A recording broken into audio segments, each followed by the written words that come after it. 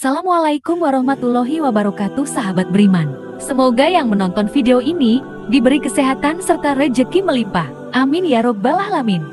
Allah merupakan Tuhan semesta alam. Dialah yang menciptakan makhluk-makhluk serta alam semesta ini. Dan setiap makhluk harus wajib tunduk atas perintahnya dan menjauhi segala larangannya. Manusia adalah makhluk ciptaan Allah yang paling sempurna karena manusia memiliki akal sehat untuk berpikir. Namun pengetahuan yang diberikan kepada manusia sangatlah sedikit, sehingga kita tidak perlu memikirkan hal yang jauh di luar kemampuan berpikir kita. Seperti siapa yang menciptakan Allah, bagaimana wujud Allah, dan bagaimana rupa Allah. Karena hal tersebut sangatlah jauh untuk dicapai oleh akal pikiran kita. Tonton terus video ini agar tidak gagal paham. Sahabat beriman, kisah kali ini mengisahkan tentang seorang ateis yang tidak percaya akan adanya Tuhan. Pada suatu hari, terdapat sebuah kisah seorang ateis yang tak percaya adanya Tuhan masuk ke dalam sebuah masjid. Ia kemudian memberikan 3 pertanyaan yang harus dijawab secara rasional atau menggunakan akal.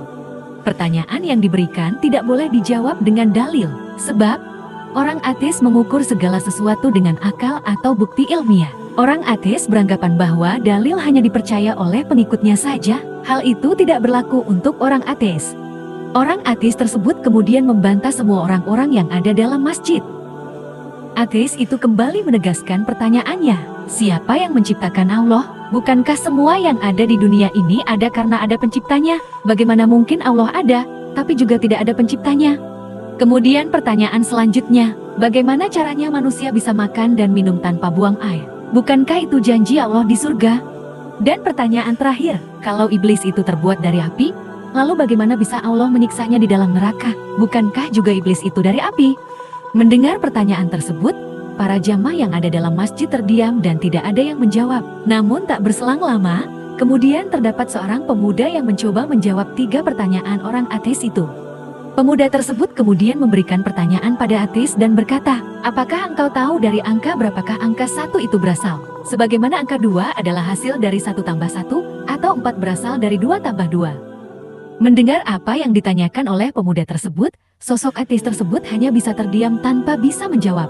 Pemuda tersebut kemudian melanjutkan, jika kamu tahu bahwa 1 itu adalah bilangan tunggal, dia bisa menciptakan angka lain, tapi dia tidak tercipta dari angka apapun. Lalu apa yang membuatmu sulit untuk memahami bahwa Allah itu zat maha tunggal, yang maha mencipta tapi yang tak bisa diciptakan? Lalu berlanjut pada pertanyaan kedua yang ditanyakan ateis itu. Pemuda tersebut kemudian menjawab, saya ingin bertanya kepadamu, apakah kita ketika di dalam perut ibu kita semua makan? Apakah kita juga minum? Kalau memang kita makan dan minum, lalu bagaimana kita buang air ketika dalam perut ibu kita dahulu? Pemuda tersebut kemudian menimpali dan kembali menegaskan pertanyaan pada ateis tersebut. Jika engkau dahulu percaya bahwa kita dahulu makan dan minum di dalam perut ibu dan kita tidak buang air di dalamnya, lalu apa yang membuatmu sulit untuk percaya bahwa di surga kelak kita akan makan dan minum juga tanpa buang air? Pemuda tersebut kemudian menjawab pertanyaan ateis yang ketiga. Tapi tiba-tiba, pemuda tersebut menampar ateis itu dengan keras, hingga hal itu pun membuatnya kesakitan dan marah-marah pada pemuda tersebut. Pemuda tersebut kemudian berkata, tanganku terlapisi kulit, tanganku ini dari tanah, dan pipimu juga terbuat dari kulit dari tanah juga. Lalu kita keduanya dari kulit dan tanah juga, bagaimana bisa engkau merasa kesakitan ketika saya menamparmu? Bukankah keduanya juga tercipta dari bahan yang sama, sebagaimana iblis atau setan dari api di neraka? Ateis tersebut kemudian hanya terdiam dan tertunduk tanpa bisa membantah apapun.